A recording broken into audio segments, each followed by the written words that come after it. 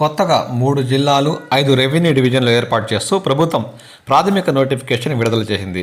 పలుచోట్ల ఒక revenue division పరిధిలోని మండలాల్ని మరో డివిజన్లోకి చేర్చింది. పశ్చిమ గోదావరి జిల్లాలోని పెనుగొండ గ్రామం పేరున వాసవి పెనుగొండగా మార్చింది. కర్నూలు జిల్లా ఆదోని మండలాన్ని విభజించి పెద్ద హరివాణం కేంద్రంగా కొత్త మండలం ఏర్పాటు చేసింది. వీటన్నింటిపై జిల్లాల వారీగా ప్రాథమిక నోటిఫికేషన్ విడుదల చేయాలని జిల్లా కలెక్టర్లకు సూచిస్తూ రెవెన్యూ శాఖ ప్రత్యేక ప్రధాన కార్యదర్శి సాయి ప్రసాద్ ఉత్తర్వులు జారీ చేశారు. ప్రభావిత ప్రాంతాల ప్రజలు తమ అభ్యంతరాలు, సూచనల్ని 30 రోజుల్లోగా జిల్లా కలెక్టర్లకు అందజేయాలని వారు పేర్కొన్నారు. డిసెంబర్ నెలాఖరులోగా జిల్లాల విభజన ప్రక్రియ పూర్తి చేసి తుది నోటిఫికేషన్ జారీ చేస్తారు. కందుకూరు, అద్దంకి నియోజకవర్గాల్ని తిరిగి ప్రకాశం జిల్లాలో కలిపారు. కందుకూరు డివిజన్లో కందుకూరు, లింగసముద్రం, గుడ్లూరు, ఉలవపాడు, వల్లేటివారిపాలెం, మర్రిపుడి, పొన్నెలూరు మండలాలు ఉంటాయి.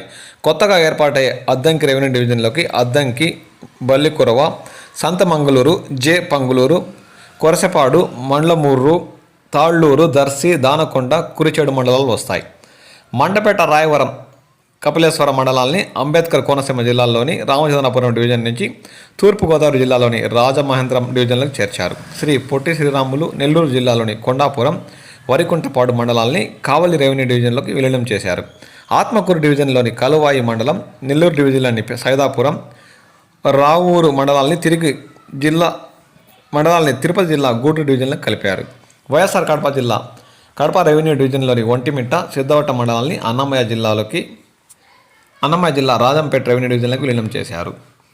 కర్నూలు జిల్లా ఆదోని మండలాన్ని విభజించి పెద్ద హరివాణం కేంద్రంగా కొత్త మండలం ఏర్పాటు చేశారు. దీంతో ఆదోని మండలంలో 29 గ్రామాలు, కొత్తగా ఏర్పడే పెద్ద హరివాణం మండలంలో 17 గ్రామాలు ఉంటాయి. పుట్టపర్తి రెవెన్యూ డివిజన్లోని గోరంట్ల మండలాన్ని పెనుకొండ రెవెన్యూ డివిజన్లోకి, కరిడి డివిజన్లోని ఆముడుగురు మండలాన్ని పుట్టపర్తి డివిజన్లోకి చేర్చారు. చిత్తూరు జిల్లా పలమనేరు డివిజన్లోని బంగారుపాళ్ల మండలాన్ని చిత్తూరు డివిజన్లోకి మార్చారు.